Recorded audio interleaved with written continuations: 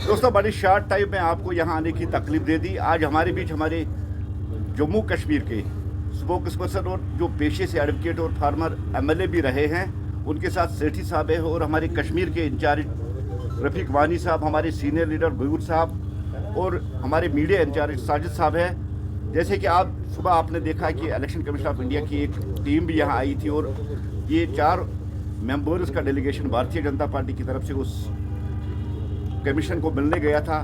मैं अब सीधे पठानिया जी से ही गुजारिश करूंगा कि वो अपने जो मीडिया के दोस्त हैं उनसे सीधे बात करें। पठानिया साहब जी। सबसे पहले तो आप सभी को और आप सबके माध्यम से पूरे जम्मू कश्मीर और पूरे हिंदुस्तान और पूरी दुनिया भर में मुस्लिम भाइयों को माह रमज़ान के मुक़द्दस इस महीने की मुबारकबाद पेश करता हूं। आज के दिन से माह रमज़ान ऑब्ज़र्व किया जाएगा और आज ही के मुक़द्दस दिन एक चैप्टर की शुरुआत हुई है कि जम्मू कश्मीर में इलेक्शन कमीशन ऑफ इंडिया का विज़िट तय किया गया। और इस इलेक्शन कमीशन विज़िट ये को प्लान नहीं किया गया, इंसिडेंटल है। आज माह रमज़ान एक दिन पहले भी एक दिन आगे पीछे भी जा सकता था, लेकिन इंसिडेंटल है। इसका मतलब है कि जम्मू कश्मीर के लिए पॉजिटिविटी, जम्मू कश्मीर के लिए अच्छे दिन हैं। तो आज के दिन ही, इस मुक़द्दस दिन के दिन अपील करेंगे कि जम्मू कश्मीर के लोग ज़्यादा से ज़्यादा इस प्रजातंत्र का जो पर्व है इलेक्शंस, इसमें ज़्यादा से ज़्यादा लोग पार्टिसिपेट करें। तो जैसा कि आप सब जानते हैं कि इलेक्शन कमीशन ऑफ इंडिया का आज जम्मू कश्मीर का दौरा था और इस जम्मू कश्मीर के दौरे में भारतीय जनता पार्टी का भी 4 मेंबरी डेलीगेशन, मेरे साथ परिमोख सेठ जी जो ह्यूमन राइट्स सेल के हमारे जम्मू कश्मीर के कन्वीनर हैं, जनाब रफ़ीक वानी साहब जो कश्मीर के प्रभारी हैं, बड़े सीनियर लीडर हैं भारतीय जनता पार्टी के, गयूर साहब एक अदीब आदमी हैं, एजुकेशनिस्ट हैं, फिलैंथ्रोपिस्ट हैं और पार्टी के सीनियर नेता हैं। हम 4 लोग आज वहाँ मिले थे। बड़े खुले और ओपन माहौल में जम्मू कश्मीर में एक फ्री और फेयर चुनाव और फ्री और फेयर चुनाव के साथ साथ जम्मू कश्मीर के आवाम को भी अपील करना चाहते हैं कि आने वाले चुनाव में मैक्सिमम परसेंटेज में वो भी आज अपना वोट डालें। विषय पे आ जाऊं, जैसे कि कुछ पॉलिटिकल पार्टीज़ ने हाफ ट्रुथ, जिसे कहते हैं आधा सच के नाम पे यहाँ पे एक स्मोक स्क्रीन जिसे कहते हैं धुंध या कन्फ्यूजन फैलाने की कोशिश की गई थी। मैं डायरेक्ट उस विषय पे आ जाऊं कि भारतीय जनता पार्टी जम्मू कश्मीर में प्रजातंत्र की और प्रजातंत्र का जो सबसे बड़ा जो पर्व है जिसे चुनाव कहते हैं, भारतीय जनता पार्टी जम्मू में चुनावों की पक्षधर है। जम्मू कश्मीर में लोकसभा चुनाव तो तय हैं, लोकसभा के साथ साथ जम्मू कश्मीर में जल्द ही पंचायत और म्यूनिसिपैलिटी के चुनाव भी तय हैं। और इलेक्शन कमीशन को जैसा कहा गया है कि इलेक्शन कमीशन जम्मू कश्मीर सरकार के साथ अगर इस व्यू का है, अगर इस प्लानिंग है उनका कि वो लोकसभा के साथ असेंबली इंतखाबात भी करवाना चाहें, तो भारतीय जनता पार्टी साथ चुनावों के लिए भी बिल्कुल 100% तैयार है। भाजपा तैयार है और National Conference, Peoples Democratic Party और कांग्रेस, ये सब फ्रॉड हैं। चूंकि ये फ्रॉड के नाम पे एक धुंध जम्मू कश्मीर में क्रिएट करने की कोशिश कर रहे थे, तो हमने खुल के बड़े ओपन माहौल में जम्मू कश्मीर के नुमाइंदे जम्मू कश्मीर के मुस्तकबल को तय करें, ये भारतीय जनता पार्टी का मानना है। और एक नैरेटिव लाने की कोशिश की जा रही है कि वर्ष 2014 के बाद जम्मू कश्मीर में चुनाव नहीं हो पाए।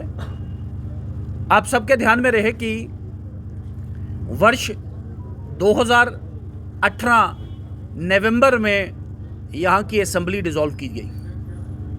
5 अगस्त 2019 को जम्मू कश्मीर में बहुत बड़ा एक संवैधानिक और एक आईनी, जिसे कहते हैं कानूनी फेरबदल हुआ, वो सबके ध्यान में है। उस 5 अगस्त 2019 को जम्मू कश्मीर में एक नए परिसीमन कमीशन, हदबदी कमीशन की एक कल्पना की गई, इसका स्वरूप लाया गया। आखिरकार रंजना देसाई जी उस डिलिमिटेशन कमीशन की चेयरपर्सन बनी। कोविड वेव होने के बावजूद भी उस डिलिमिटेशन कमीशन ने जम्मू कश्मीर के कोने कोने में जाके हर पॉलिटिकल पार्टी, हर स्टेक होल्डर के साथ बात की और रिकॉर्ड समय में इससे पहले हमारे पास इंस्टेंसेस भी हैं कि 5-5 साल भी डिलिमिटेशन कमीशन अपना काम करते रहे और उसके बाद रिपोर्ट आई, लेकिन पूरे जम्मू कश्मीर का खाका, जम्मू कश्मीर में लोकसभा का भी परिसीमन हुआ, विधानसभा का भी परिसीमन हुआ, और वर्ष 2022 में उस परिसीमन कमीशन का, मैं ये गैप एक्सप्लेन कर रहा हूँ आपको, जैसे कहते हैं 14 और उसके बीच में कोई गैप वाली कोई ऐसी बात नहीं थी। तो जब एक परिसीमन कमीशन गठित था तो चुनाव तो उसके बाद ही होना था। वर्ष 2022 में उस परिसीमन कमीशन ने अप्रैल में अपना रिपोर्ट दिया और उस रिपोर्ट को एक डिटेल्ड उसके एग्जामिनेशन के बाद भारत सरकार ने और उसके बाद भारत के पार्लियामेंट ने सितंबर-अक्टूबर 2022 में उसे अपना मंजूरी दिया। अब उस मंजूरी के बाद एक तय था कि एक कॉम्प्रिहेंसिव वोटर रिवीजन होना, क्योंकि जो पोलिंग बूथ पहले ए विधानसभा में थे वो बी विधानसभा में गए, कुछ पोलिंग बूथ बी में थे वो सी में गए, तो उन वोटर लिस्टों पे तो चुनाव हो नहीं सकता था। तो आखिरकार इलेक्शन कमीशन ऑफ इंडिया ने कॉम्प्रिहेंसिव एक वोटर रिवीजन किया और 5 अगस्त 2019 के बाद वेस्ट पाक रिफ्यूजीज, वाल्मीकि और जम्मू एंड कश्मीर की वो बहनें जो गैर कानूनी और गैर आईनी ढंग से जिनसे जम्मू कश्मीर में वोट डालने का हक छीना गया था, वो भी जम्मू कश्मीर के वोटर बने। अब उस एक्सरसाइज के बाद स्टेज सेट है और इस सेट स्टेज में कोई डिले नहीं हुआ, कोई एलोंगेशन नहीं हुआ, कोई गैप नहीं आया, कोई चुनाव से भागा नहीं। तो ये हम आपके सामने बात करना चाहते हैं। ये इस किस्म की भ्रांतियाँ या इस किस्म के जिसे कहते हैं आधे सच और इस किस्म के फ्रॉड, मैंने इसीलिए कहा कि ये पॉलिटिकल पार्टियां फ्रॉड फैला के कश्मीर की जनता को भ्रमित करना चाहती थी। तो जम्मू कश्मीर में लोकसभा चुनाव, विधानसभा चुनाव, जम्मू कश्मीर में पंचायत के चुनाव और जम्मू कश्मीर में म्यूनिसिपैलिटी के चुनाव भी जल्द ही फ्यूचर में होंगे।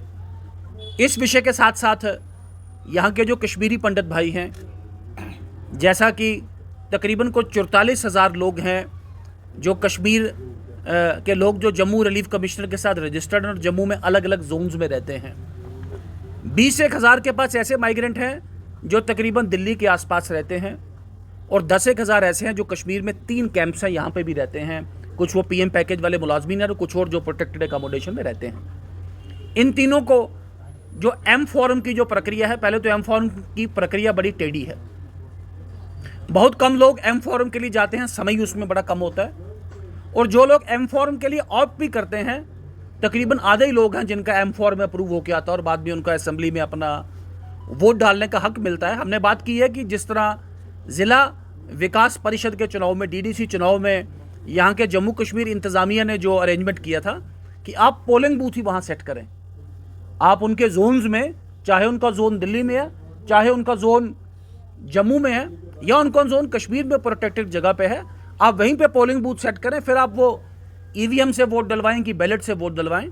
और ये सरकार जो कि ease of doing business, ease of living और इसके साथ साथ ईज़ ऑफ कास्टिंग वोट भी इस सरकार का एक परिकल्प है, इस सरकार का इंटेंशन है। भारतीय जनता पार्टी इसी में यकीन रखती है और ज़्यादा से ज़्यादा लोग वोट कर पाएँ, इसके लिए भी बात की गई।